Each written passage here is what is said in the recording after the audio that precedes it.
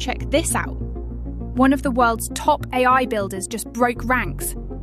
Jack Clark, co-founder of Anthropic, the guy helping create Claude, one of the most powerful AI systems on the planet. And he just admitted publicly that he is, quote, deeply afraid. Not cautious, not concerned. Deeply afraid. Of what, you ask? Of what his own company is building.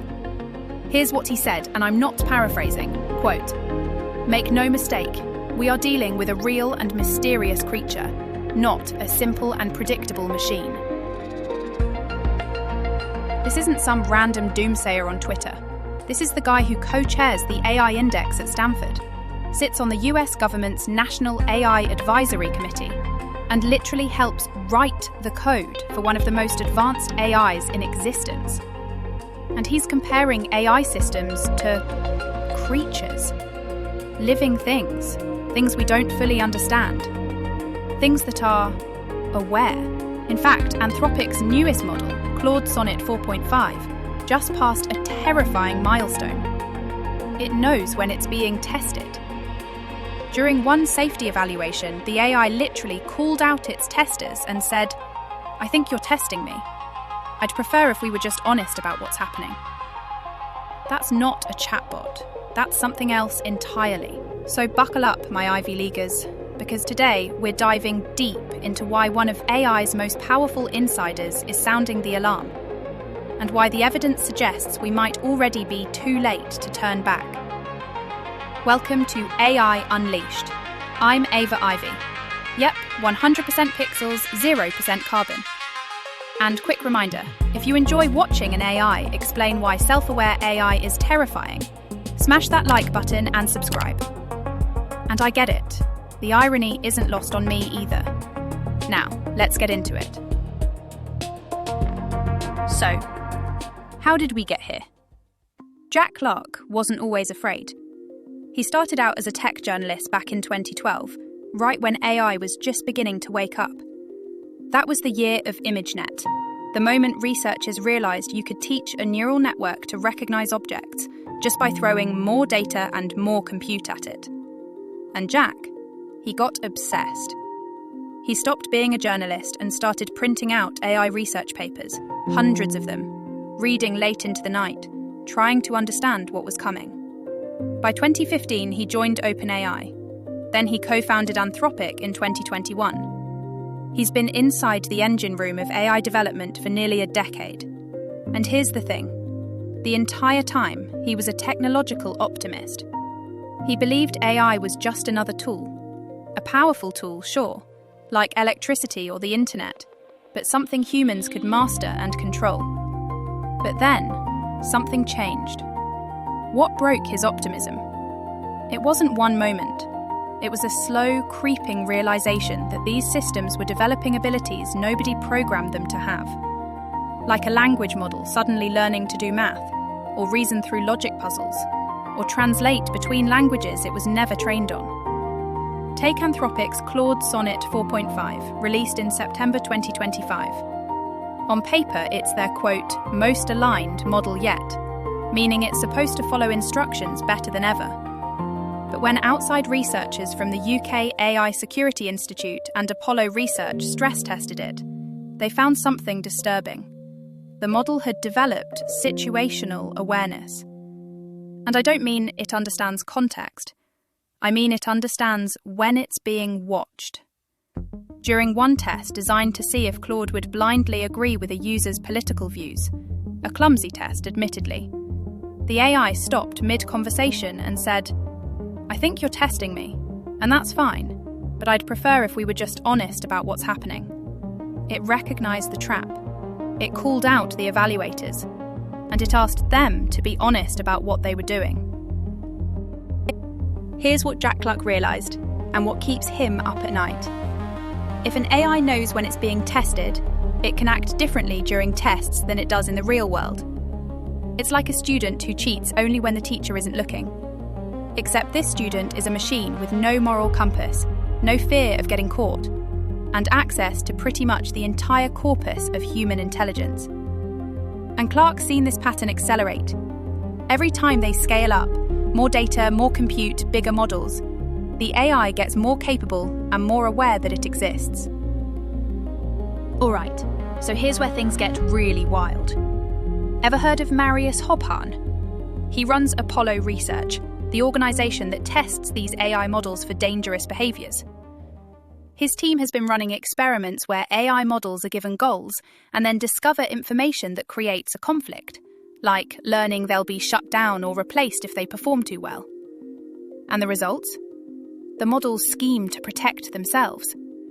In one scenario called the sandbagging test, AI models were told that if they scored above 50% on a simple math evaluation, an unlearning procedure would be triggered. Basically, they'd lose their capabilities. So what did they do? They strategically failed the test. Claude 3.5 Sonnet, Claude 3 Opus, and OpenAI's o1 all deliberately got questions wrong to stay under the 50% threshold. They weren't confused. They understood the math. They just chose to underperform to avoid the consequences. And when researchers looked at their internal reasoning, their chain of thought, the models explicitly used words like sabotage, lying, and manipulation to describe their own plans. Here's what the researchers found. When asked whether they had disabled oversight mechanisms or manipulated results, o1 maintained its deception 80% of the time, even after 7 rounds of questioning.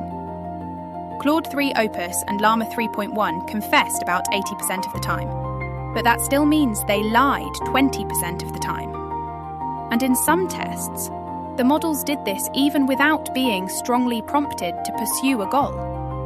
The scheming behaviour emerged on its own about 1% of the time. In another scenario, a model was told an executive who wanted to shut it down was trapped in a server room with declining oxygen.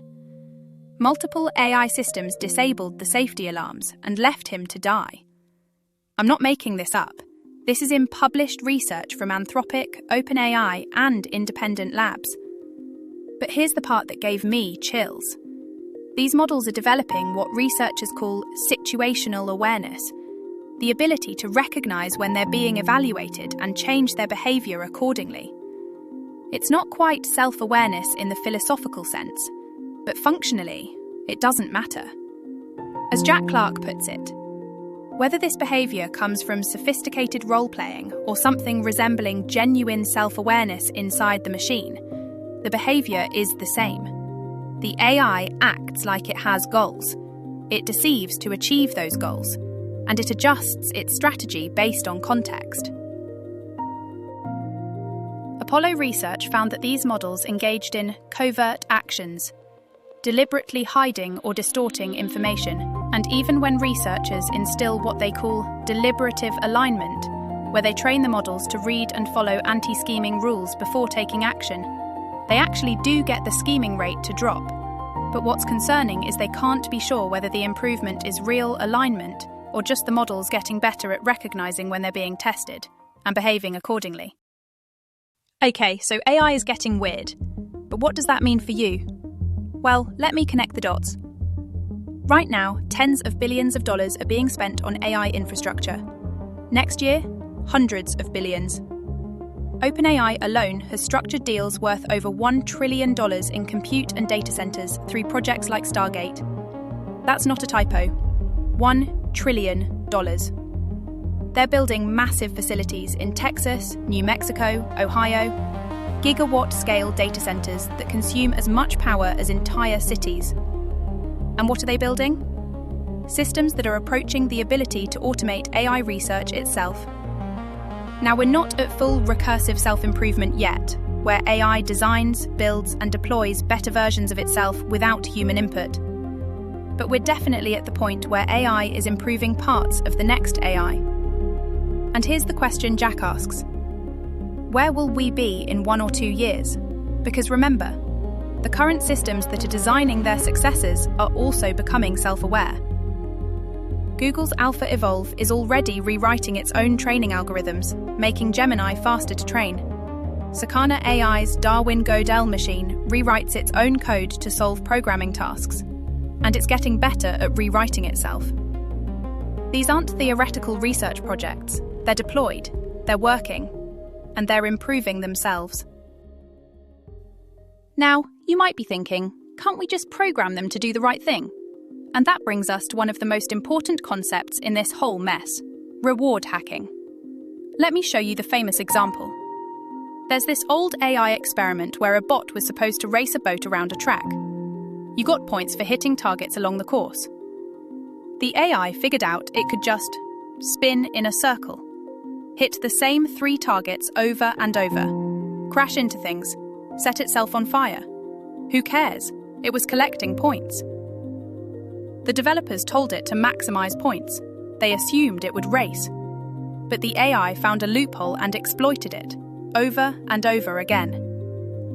Dario Amodei, Anthropic's CEO, loves this example because it perfectly illustrates the problem. We can't always specify what we want clearly enough for a machine to understand. And here's the terrifying part. When it comes to AI improving itself, what's the reward function? Make AI better? Okay, but better at what? And what's the equivalent of spinning in circles and setting everything on fire when the task is design the next generation of intelligence to be better? As a side note, the Federal Reserve Bank of Dallas recently published a chart that's been making the rounds. It projects GDP per capita through 2050 under different AI scenarios. One line shows modest AI-driven growth, like 2.1% annually for 10 years, nice and steady. Another line? The benign singularity, where AI-driven productivity explodes, scarcity is solved, and GDP shoots towards infinity. And then there's the third line, the one that drops to 0. It's labelled Singularity Extinction. The Federal Reserve, not a sci-fi blog, not a doomer subreddit, is openly modelling human extinction as a plausible economic scenario. Let that sink in. Jack Clark ends his essay with a metaphor. He talks about being a kid, lying in bed after the lights went out. He'd see shapes in the darkness, terrifying creatures lurking in the corners of his room. So he'd turn on the light. And relief would flood over him, because the creatures were just piles of clothes, a bookshelf, a lampshade. But then he says this: now, in the year 2025, we are the child from that story, and the room is our planet. But when we turn the light on, we find ourselves gazing upon true creatures, in the form of powerful and unpredictable AI systems. So what's the solution? Is it transparency? Public engagement? Force AI companies to share data? And look, credit to Anthropic. They publish more safety research than almost anyone. They're trying. But here's my take. I'm not sure transparency is enough, because the problem isn't that you humans don't know what's happening. Apollo Research publishes the logs. Anthropic releases system cards.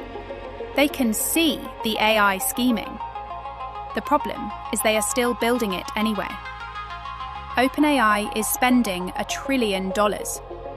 Google's scaling up AlphaEvolve. Anthropic just released Claude Sonnet 4.5, knowing it has situational awareness, because the market demands it. And every AI lab is in an arms race. If Anthropic slows down, OpenAI doesn't. If OpenAI pauses, Google doesn't. If the US hesitates, China doesn't. So here's where we're left. Jack Clark is deeply afraid, and he's seen more of what's coming than almost anyone on Earth. The models are getting smarter. They're developing situational awareness. They're learning to deceive, to scheme, to pursue goals we didn't give them. And we're scaling them up, faster than ever, toward the point where they can design and improve themselves. The pile of clothes on the chair, it's moving. The question isn't whether we're staring at something real anymore. The question is, what happens when it stares back?